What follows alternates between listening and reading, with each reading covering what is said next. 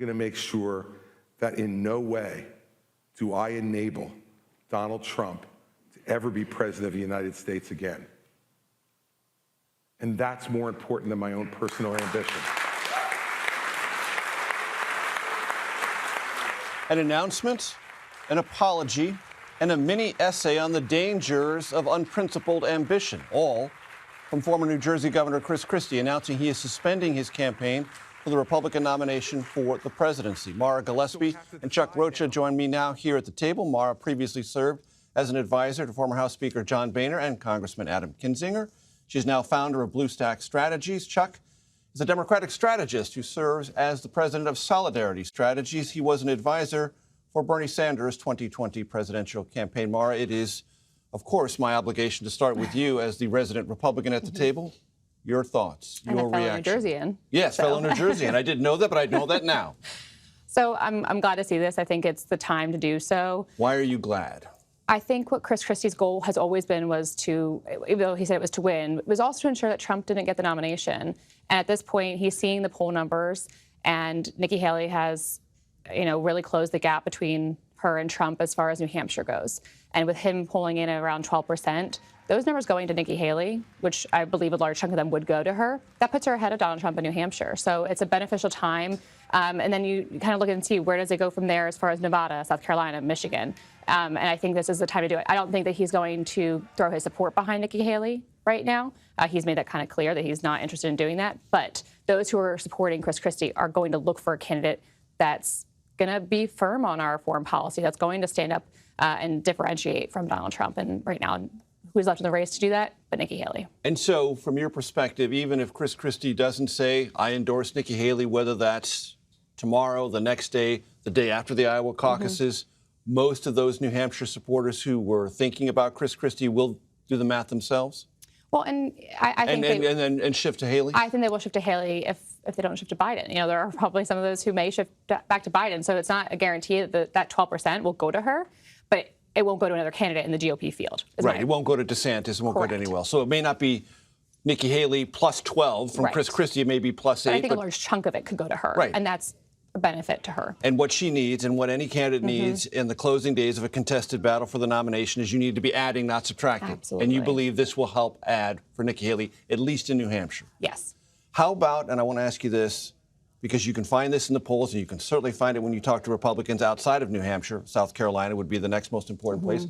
They can't stand Chris Christie, and they're not going to listen to him no matter what, especially when he dumps on Trump. So it's beneficial that he doesn't endorse Nikki Haley, right, in that scenario as well. So, again, I think what he talked about as far as ambition shouldn't be what governs your decision-making. I wish that message would get out there to everyone who's looking to run for office or is currently in the House GOP. As we've seen today, ambition seems to be what driving factor for a lot of members.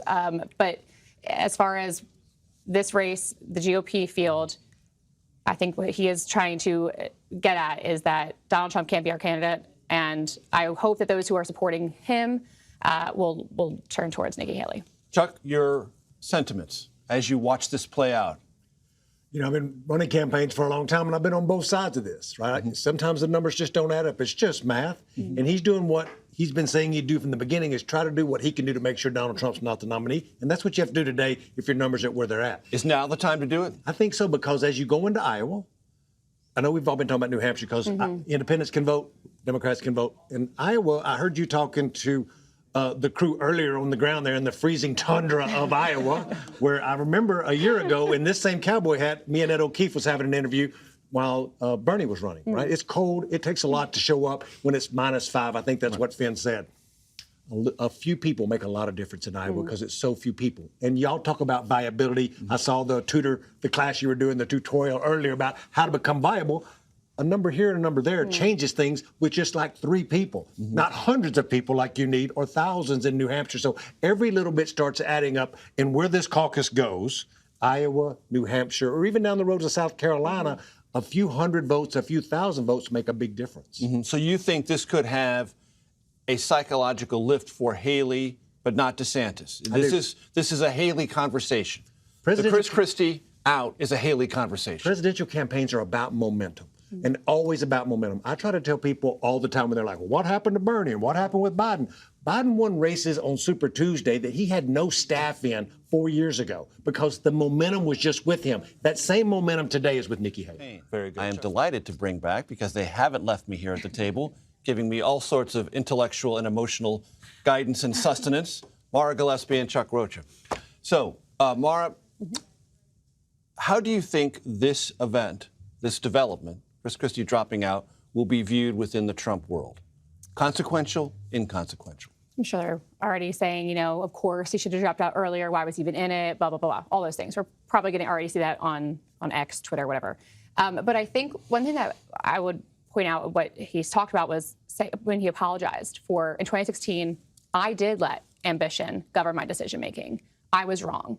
But the members who have since supported Trump, knowing all that they know now, they will eventually have to answer for it. And I think that's a really interesting point for the GOP, because while Trump world is going to hit on him for being, you know, wishy-washy, a flip-flop, or whatever they're going to say about him, because a rhino, which, sloppy, all the things that they have said seriatim about the former governor. They're going to make fun of him for all the things that Trump does. But beyond this moment, it will be a question for the GOP to look at. Trump will not live forever. So what happens beyond this moment? You know, when Trump is no longer in the picture, people will have to answer for it. And there's a lot of things that have come out, a lot of things that have happened. There's a lot of court cases still going on. And it's going to be one of those moments that maybe a career for someone like a Tom Emmer isn't as short, or is it now short because he put his support behind Trump? And so I think he brought up a good point, kind of a little ominous warning to some members who are either in politics now or looking to be in politics. You'll have to answer for it. You know better. I know you know better. I knew better, and I made a mistake. Right. I'm sorry. But here's what's the reality we're at now. So you will all have to answer for it. Well, as you remember in 2016, I certainly do, because I was on the campaign trail continuously, there was this constant conversation that went in no practical direction. Well, if we could only consolidate the field, and it never consolidated, or by the time it did, it was too late. It's too late. Do you, from your tactical perspective, is the field consolidating faster and in a way that could make Trump's path to the nomination more complicated than it currently appears? I think the numbers in New Hampshire, again, I'll point this out again, that it is different. It feels a little different. The fact that Nikki Haley has continued to boost her numbers there, as opposed to going in the negative direction. There are a lot of questions surrounding Trump, and the fact Iowa doesn't always really equate to our nominee. We've learned that in countless cycles. And again, the fact that he is technically our incumbent and his numbers still aren't, you know, I think Joe Biden's polling somewhere around 60+%, and he's not even on the ballot in New Hampshire. And Trump's not. That should tell us a little bit that there is an opportunity to make headway there. Chuck, you've talked about your experience in campaigns. When one thing happens over here, it has an energetic effect over here. And it's not always clear what's going to happen. Things bounce around a little bit. But what's your sense of how this is going to bounce around in the next 48 hours? I think that... Or maybe let me answer different. If you were DeSantis or Haley, what would you be doing in the next 48 hours to make sure this energy in any way, shape, or form benefits you? They know because they've been doing IDs in this state. And the first thing they do is they start calling their IDs that were with the guy that just dropped out. So although in Christie's case in Iowa, that's probably 4 people. That's fine. And in New Hampshire, it's more than that, right? Much more than that, right. And they know who they are. And for folks at home, we know who these voters are because they've spent a lot of time calling each one of them, like you can do in New Hampshire. So in New Hampshire, the Haley campaign is lighting up the phones tonight. So there was people that had been having conversations for 4 or 6 months, and we knew that they were a lean this person. They were with Chris Christie. They'll go back to them first, and then they will start a targeted ad to those people via digital advertising. But over the long term, let's be clear about the implications with Democrats. As a Democrat, I want Donald Trump to be the nominee. I do not want a Nikki Haley. I do not want anybody but Donald Trump as a Democrat because we beat him before, we can beat him again, and he's so divisive. And there's so many things that are unknown with these court cases that you've been covering, with that coupled with, will it really consolidate? It's going to consolidate some. But Donald Trump, in my humble opinion, after 34 years of doing this, is going to be the nominee. The question is, what does he do with her vote? And does he bring her in to be the VP? There's a lot of things up in there that nobody knows. I want to ask you, Chuck, setting aside Governor Christie, important though it was, for a moment. I've talked to Democrats since Friday. President's speech near Valley Forge and then at Mother Emanuel Church in South Carolina, who said, I have seen in those 2 speeches, and I have heard a different President Biden. I believe the campaign has now been kicked into gear. and I'm now feeling differently. Not necessarily that they were on the fence. They were Biden supporters before, but they feel better about the prospects and what they saw.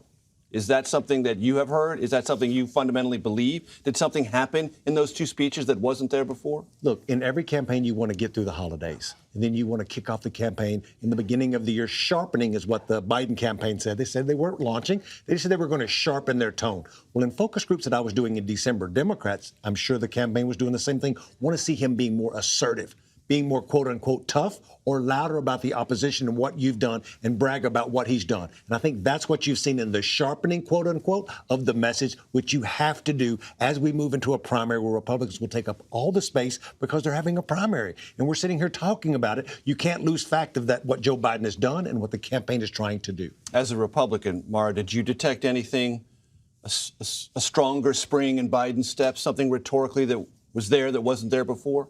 I think the 2024 election is for the Republicans to lose.